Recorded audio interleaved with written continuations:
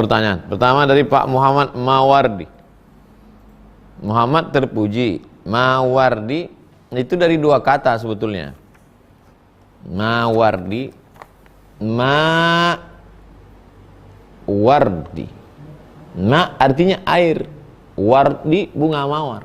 Mawardi air bunga mawar. Air bunga itu harum semerbak. Mandi kembang pakai mawardi, air bunga. Dulu bunga mawar itu dimasukkan ke dalam air, disimpan, itulah jadi parfum. Pabriknya ada di Taif. Tanam bunga mawar tuh sejauh mata memandang.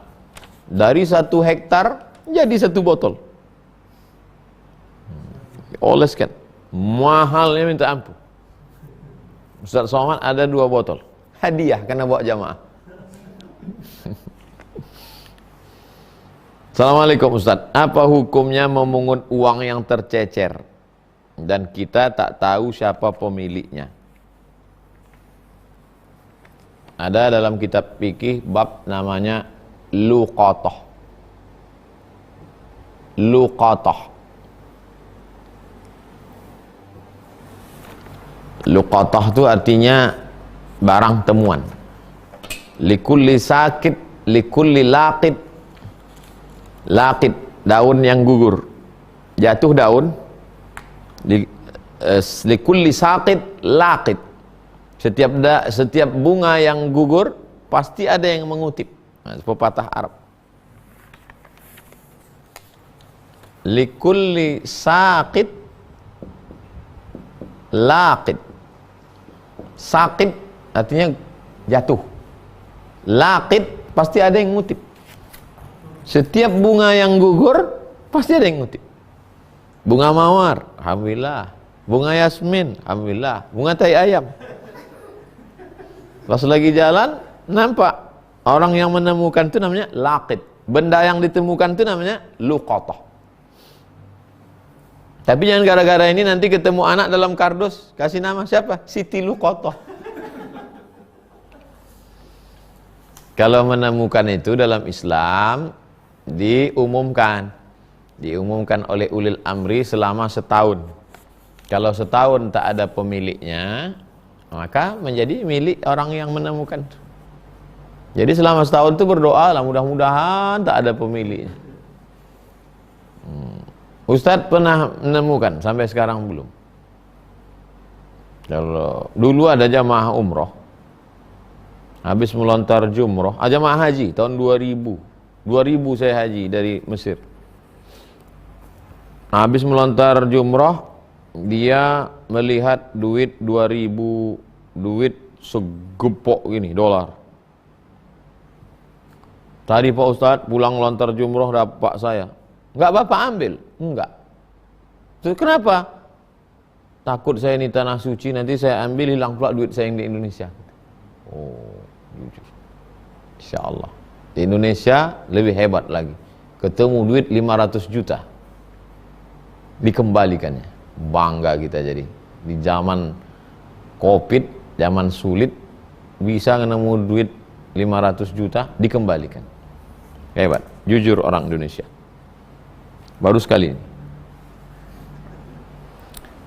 Jadi begitu Pak Muhammad Mawardi. Kalau tak tahu mau dikemanakan Pak Ustadz, serahkan ke masjid. Saya selalu nyerahkan ke masjid Pak Ustadz. Berapa? 2000 perak. Pak Salman, Ustadz saya mengguyur air saat mandi wajib dan terpercik ke bak mandi. Apakah menjadi air mustakmal? Bak mandi itu kalau bisa lebih dari 2 kulah. Berapa sentimeter tuh? Buat lebih dari 60 cm. 1 meter ke atas, 1 meter ke samping. Kalau bak-bak kecil tuh, itu khawatir kita terlalu banyak masuk. Itu makanya dalam mazhab Syafi'i tangan tak dicemplungkan ke dalam. Khawatir mustakmal. Mazhab Syafi'i ini kuat ihtiyatnya, kehati-hatian. Air itu disiramkan ke tangan. Air itu siram ke tangan, buku muka. Bukan air itu masuk ke dalam. Khawatir jadi mustakmal. Jadi kalau sedang mandi, masuk air ke situ, tidak jadi mustakmal. Tapi kalau kita orangnya warak, takut, khawatir, maka bak mandi kita itu besarkan. Semeter lebar, semeter ke bawah, ke atas, semeter ke samping. Supaya dia lebih dari 2 kulah. Tidak menjadi mustakmal. Kalau hanya terpercik setetes 2 tetes. Tapi ada orang mandi ini setengah badan dia ke batu. Masuklah ke dalam. Mustakmal. Begitu Pak Salman. Ibu Rani, jika selama hidup tak pernah ada niat mengenal Tuhan, apa Tuhannya mau bertemu hamba tersebut jika wafat walaupun syariatnya bagus?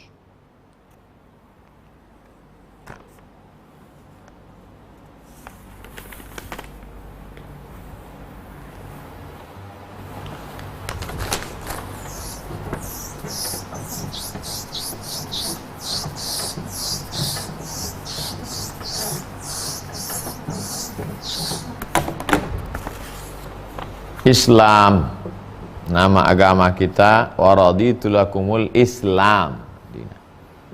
Yang pertama, akidah. Apa itu? Mengenal Allah. Yang kedua, syariah. Halal haram, salat, zakat, puasa, haji. Yang ketiga, akhlak. Akidah ini disusun oleh Imam As-Sanusi, disyarah oleh Imam Ad-Dasuqi dalam mazhab Abul Hasan Al-Ash'ari. Wujud, qidam, baqa, mukhalafatu lil hawadis, qiyamuhu binafsihi, wahdaniyah, qudrat, iradat, ilmun, hayat, sama, basar, kalam. Referensinya Pak Ustadz, bahasa Indonesia Pak Ustadz, 50 sifat. Karena dia ditambah nanti tentang nabi, malaikat, surga, neraka. Kiai Haji Idrus Ramli. Yang bahasa Arab paling mendasar kali Pak Ustadz, Jala'ul Afham, Syarah Aqidatul Awam. Syarah Aqidatul Awam. Siapa itu Pak Ustadz? Sayyid Muhammad Alawi Al-Maliki. Ustadz dulu di Sanawiyah Al-Husunul Hamidiyah. Di Aliyah Ad-Dasuqi ala Ummil Barahin. Waktu di Al-Azhar Mesir, tauhid. Baru kitabnya disusun oleh ulama Azhar. Pembahasannya ini juga, wujud, qidam, baqa, mukhalafatul qiyamu binafsi, wadaniyah, kudrat, ilmun, hayat, sama, basar, kalam. Doakan insyaallah ustadz-ustadz alumni Azhar yang ada di Mesir beberapa kumpul akan merumuskan nih keluar, nanti jadi bahan untuk mengajar. Mudah-mudahan jadi kitab insyaallah. Amin ya rabbal alamin. Jadi tak usah terlalu berat-berat kali. Ustadz gimana selama hidup tak pernah ada niat mengenal Tuhannya, hakikat. Apa Tuhannya mau bertemu hamba tersebut? Asal udah dikaji, udah. Apa kata ulama mazhab Asy'ari? Orang kalau sudah mengkaji sifat-sifat Allah ini, maka cukup bekal dia untuk mengenal Allah SWT. Man arafa nafsahu faqad arafa rabbahu. Siapa yang mengenal dirinya, maka kenallah dia Rabbnya. Apa kata Imam Sakhawi? Siapa yang mengenal dirinya miskin, tak punya apa-apa, kenal dia adalah Rabb yang maha kaya.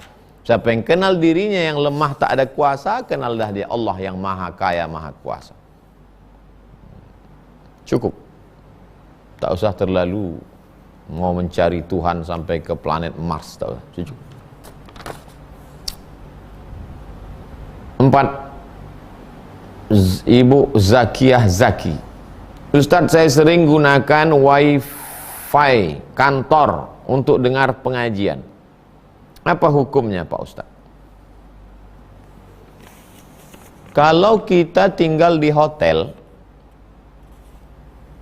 check in jam 12 siang, check out 12 siang besok, kita dikasih password wifi. Berarti selama 24 jam itu sudah sepaket dengan kamar dan semuanya. Kecuali setelah jam 12 siang besok sudah keluar, duduk kita di ballroom, lalu kita hack. Pandai dia ngehack, dijebolnya itu dapatnya password. Nah, itu baru kita mencuri. Karena biasanya setiap hari itu dirubah, password itu dirubah. Karena itu dah bukan kita bayar lagi, kita mencuri itu dah. Nah, di kantor ini kalau di situ ada aturan bahwa semua pegawai karyawan boleh mengakses wifi, dan selama dia masih karyawan, kecuali jam 12 itu dia kena PHK. Jam 12 kena PHK. Jam 12:05 masih dia pakai, berarti dia mencuri. Berarti dia sudah menggunakan hak yang bukan punya dia. Hidupnya simple saja. Jangan zalimi, jangan pakai punya orang. Jangan sakiti orang. Karena itu akan menjadi berat bagi kita. Ittaquz zulma, jangan zalimi orang, jangan pakai punya orang, perusahaan. Karena perusahaan itu kan beberapa orang yang berkoalisi untuk membuat sebuah usaha. Maka disebut dia syirkah. Syarikah itu artinya berkongsi. Begitu Bu Zakiyah Zaki. Terakhir, Ustaz, apa hukum anak laki-laki ketika menikah menggunakan bin paman karena ayahnya tak diketahui, dan setelah beberapa tahun diketahui ayahnya? Orang kalau dia mau menikah pakai bin bapaknya. Kalau ayahnya tak diketahui karena dulu ditemukan di balik bambu, kan tak mungkin bin bambu, maka bin Abdillah. Tapi laki-laki nggak ada yang pakai bin, itu perempuan. Aku nikahkan engkau dengan anakku. Aku nikahkan engkau dengan anak si bapak. Zawajtuka ha. Aku nikahkan engkau. Oh ya, dia sebutkan bin. Aku nikahkan engkau Tatang Yudiansah bin